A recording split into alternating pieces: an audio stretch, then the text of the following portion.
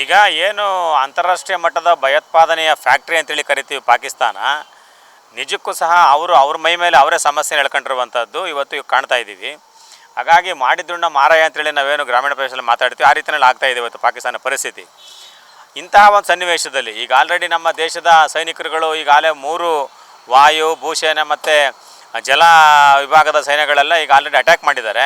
Attack ಮಾಡಿರುವಂಥದ್ದು ಬರೀ ಎಲ್ಲಿ ನಮ್ಮ ನಾಗರಿಕರ ಮೇಲೆ ಏನು ದಾಳಿಗಳು ಮಾಡಿ ಅವರ ಸಾವಿಗಳ ಕಾರಣ ಆಗಿದ್ದರು, ಅವರ ಬಂಕರ್ಗಳ ಮೇಲೆ ದಾಳಿ ಮಾಡಿರುವಂಥದ್ದು.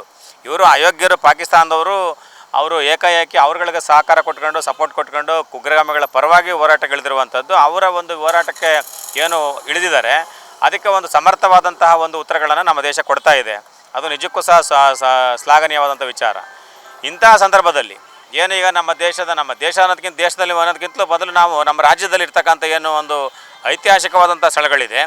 ಈಗ ಅರಮನೆಗಳಿರ್ಬೋದು, ಅಣೆಕಟ್ಟುಗಳಿರ್ಬೋದು, ನೀರಿನ ಡ್ಯಾಮ್ಗಳಿರ್ಬೋದು, ಇಂಥ ಹಲವಾರು ದೊಡ್ಡ ದೊಡ್ಡ ದೇವಸ್ಥಾನಗಳಿರ್ಬೋದು. ಇಂಥ ಒಂದು ಆಯಕಟ್ಟಿನ ಪ್ರದೇಶಗಳಿಗೆ ರಾಜ್ಯ ಸರ್ಕಾರ ಕೂಡಲೇ ಎಚ್ಚೆತ್ತುಕೊಳ್ಳುವುದರ ಮೂಲಕ, ಯಾಕಂದರೆ ಇವರು ಕುಚೋದ್ಯದಂಥ ಒಂದು ಪಾಕಿಸ್ತಾನದ ಒಂದು ಕುಚೋದ್ಯದ ಒಂದು ಕೃತ್ಯಗಳೇನಿದೆ, ಇದು ಒಂದು ರೀತಿಯಲ್ಲಿ ನೇರವಾಗಿ ಯುದ್ಧಗಳನ್ನು ಮಾಡೋಕ್ಕಾಗದೇ ಬೇರೆ ರೀತಿಯಲ್ಲಿ ಪ್ರಯತ್ನಗಳ ಪಡ್ಬೋದು. ಆ ಒಂದು ಕಾರಣಕ್ಕೆ ನಾನು ನಮ್ಮ ರಾಜ್ಯ ಸರ್ಕಾರಕ್ಕೆ ಮನವಿಯನ್ನು ಮಾಡ್ತಕ್ಕಂಥದ್ದೇನಪ್ಪ ಅಂದರೆ, ಪ್ರತಿ ಈ ಥರ ಐತಿಹಾಸಿಕವಾದಂಥ ಸ್ಥಳಗಳಿರ್ಬೋದು, ದೊಡ್ಡ ದೊಡ್ಡ ದೇವಸ್ಥಾನಗಳಿರ್ಬೋದು, ಮತ್ತು ನಮ್ಮ ಚರ್ಚ್ಗಳಿರ್ಬೋದು, ಮತ್ತು ಮಸೀದಿಗಳಿರ್ಬೋದು, ಮತ್ತು ಏನು ನಮ್ಮ KRS ದೊಡ್ಡ ದೊಡ್ಡ ಡ್ಯಾಮ್ಗಳಿರ್ಬೋದು, ಇಂಥ ಒಂದು ಸ್ಥಳಗಳಿಗೆ ಸೂಕ್ತವಾದಂತಹ ಮತ್ತು ಸಮರ್ಥವಾದಂಥ, ಈಗ ಆಲ್ರೆಡಿ ನಾವು ನನ್ನೇ ಮಾಧ್ಯಮದಲ್ಲಿ ನೋಡೋದ ಮುಖಾಂತರ ತಿಳ್ಕೊಂಡಿರ್ತಕ್ಕಂಥದ್ದೇನಪ್ಪ ಅಂದರೆ, ಈಗಾಗಲೇ ರಾಜ್ಯ ಸರ್ಕಾರ ಸಮರ್ಥವಾದಂತಹ ಭದ್ರತೆಯನ್ನು ಕೊಟ್ಟಿದ್ದೀವಿ ಅಂತೇಳಿ ಹೇಳ್ತಕ್ಕಂಥದ್ದೆಲ್ಲ ಆಗಿದೆ. ಮತ್ತು ಇನ್ನಷ್ಟು ಭದ್ರತೆಯನ್ನು ಕೊಡ್ತಕ್ಕಂಥ ಒಂದು ಕೆಲಸವನ್ನು ಮಾಡಬೇಕು. ಆ ಮೂಲಕ ನಮ್ಮ ಐತಿಹಾಸಿಕ ಸ್ಥಳಗಳ ಮತ್ತು ಡ್ಯಾಮ್ಗಳ ರಕ್ಷಣೆಗೆ ಮುಂದಾಗಬೇಕು ಅಂತೇಳಿ ನನ್ನ ಮೂಲಕ ರಾಜ್ಯ ಸರ್ಕಾರಕ್ಕೆ ಆಗ್ರಹವನ್ನು ಮಾಡ್ತಾನೆ.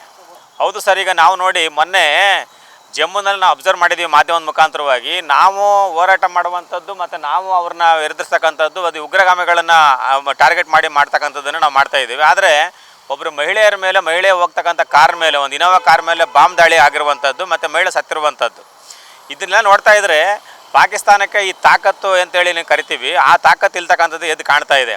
ಅವರು ನಿಜಕ್ಕೂ ಸಹ ನಾವು ನೇರವಾಗಿ ಯುದ್ಧ ಮಾಡೋ ತಾಕತ್ತಿರೋದಾದರೆ ಬಂದು ಮಾಡಲಿ. ನಮ್ಮ ಸೈನ್ಯ ತುಂಬ ಸಮರ್ಥವಾಗಿದೆ, ಎದುರಿಸ್ತಕ್ಕಂಥದ್ದನ್ನು ನಾವು ಮಾಡ್ತಾಯಿದ್ದೀವಿ, ಬಂದು ಮಾಡಲಿ. ಅದು ಬಿಟ್ಬಿಟ್ಟು ಪಾಪ ಒಂದು ಹೆಣ್ಣೆಂಗ್ಸ್ ಮೇಲೆ ಹೋಗಿ ಒಂದು ಕಾರ್ನ ಅಟ್ಯಾಕ್ ಮಾಡಿ ಅದ್ರ ಮೇಲೆ ಬಾಂಬ್ ಹಾಕಿ ಬ್ಲಾಸ್ಟ್ ಮಾಡುವಂಥದ್ದು ಎಷ್ಟರ ಮಟ್ಟಿಗೆ ಸರಿ?